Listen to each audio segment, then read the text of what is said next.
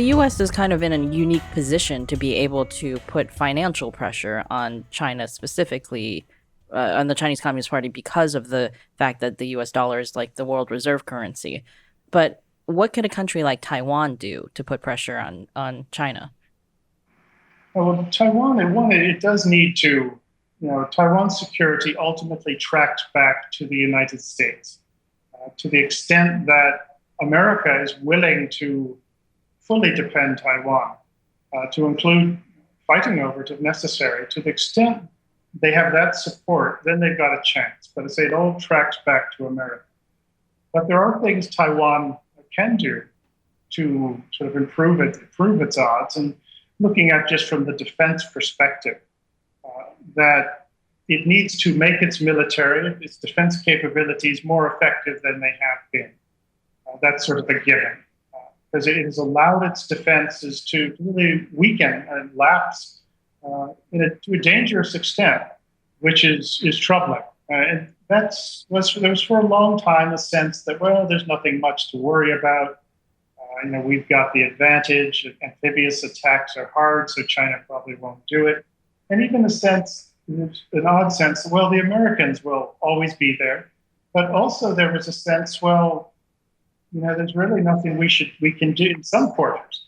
Almost a sense, well, there's nothing much we can do against China, so why even bother? So you have these different reasoning for allowing the Taiwan's defenses to lapse. And what they need to do is to start, one, you have to have the right hardware, which is available, but you've got to have hardware. You have to have the right concepts of operation, which means employ your troops, your forces in the right way. And you also have to pay attention to the people who actually serve in the Taiwanese military. That is maybe the thing they need to start with, actually, is the people in Taiwan's armed forces, because they're treated very badly, actually. They salaries are low, terms of service are horrible. There's nothing like a GI Bill. There's really no long-term benefits, educational, housing, medical, etc. Pension-wise, their pensions have gotten cut, in fact. So terms of service are terrible. If you applied the Taiwan military's terms of service to the U.S., you could probably reduce the size of U.S. forces by about 2/3 in an afternoon because they're that bad.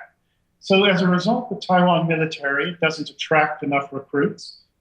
It's demoralized to some extent, but it's just amazing it's as professional as it is, given that the people who do serve, the people who have stuck around are just fine people. These are real patriots. When you saw how they're treated, the fact they've stayed around and they are as good as they are, that tells you something. Another thing follow-on of this is that because the U.S. in particular, and no one else really, will do anything of note with the Taiwanese military. For example, no joint training. That's the big thing. They just won't do anything. We don't train together. Taiwan is the equivalent of the military is the equivalent of, say, a baseball team that only plays inter-squad games. It never plays another team. And it doesn't get good coaching from anywhere. So that's been going on for 40 years, and it's something of a Galapagos situation where speaking for the Marines, for example, if you go visit a Taiwan Marine facility, it looks like an American Marine base in about 1979. So as a result, the way the military, just 40 years of near isolation, the military is not developed in terms of particularly operational capabilities the way it should. So it still it's set up in a really conventional way where you're going to use heavy artillery, destroyers are going to be sallying out to challenge the enemy, you're going to defend from fixed positions. So the thinking is a little outdated. They do recognize they need to change, but making those changes to make yourself into a more mobile, harder to locate force it's a challenge. It is for anybody, but it is nonetheless, it's no less of a challenge in Taiwan. And you see, I've gotten to the hardware part last. The way hardware is something that does give Taiwan some good possible prospects for defending themselves, because you do have long-range precision weapons. That's a way of saying that you can shoot a missile a really long way and you can hit what you aim at. And that means, and the nature of the potential battlefield over Taiwan is it's so short that Taiwanese missiles could reach across the Taiwan Strait and crack Chinese ships in half. So you do have the weaponry, the anti-ship cruise missiles, the smart sea mines that can swim across the strait, go on the bottom, wait for the certain ship to come by, come up and destroy it. This technology is very good as well. Anti-aircraft systems have gotten a lot better as well. The multiple launch rocket systems, you can pretty much flood an attacking force with a lot of missiles at one time. Cyber capabilities, electronic warfare, these are all things that a place like Taiwan can use to make itself a tough nut to crack. And make itself a porcupine, that's the expression that's used. A pineapple.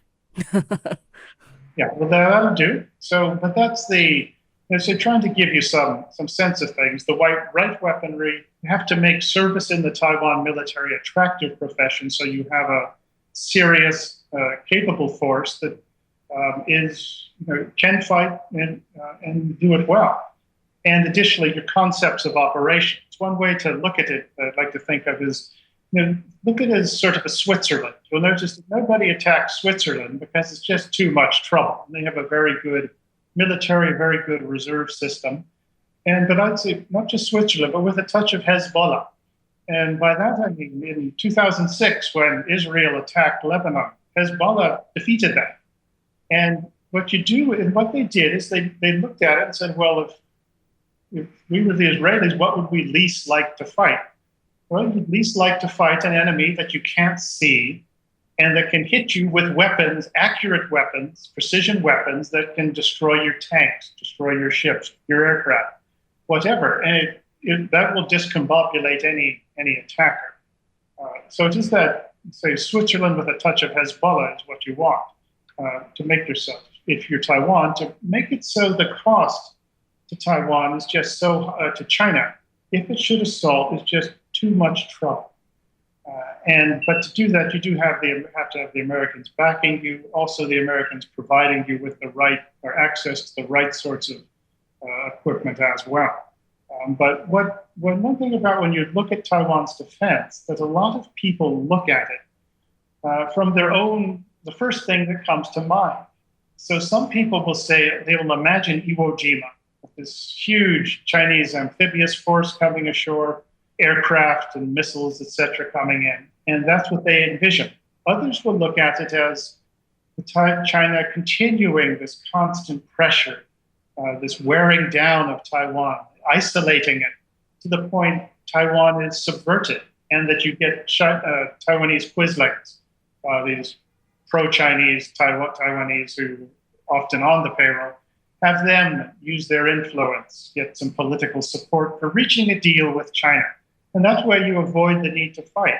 And so that's another way it could happen, or it could happen with a very short, a very quick sort of coup de main, where Chinese special forces and agents already in place seize airfields and ports, use that to bring in a lot of troops very quickly, while at the same time you shut down the electricity, the computers, the communications on Taiwan, and you've used that cover to take a very quick assault and take the place. And you've also cut off the leadership, either killed them or isolated them. And in those cases, you tell the Americans, stand back. This isn't your fight. Stay out of it. And you threaten nuclear weapons. And that will probably be part of the equation. So you can imagine an American administration potentially very quickly thinking up reasons why it isn't going to war over Taiwan. It's a complicated equation, but there's several different ways to look at it.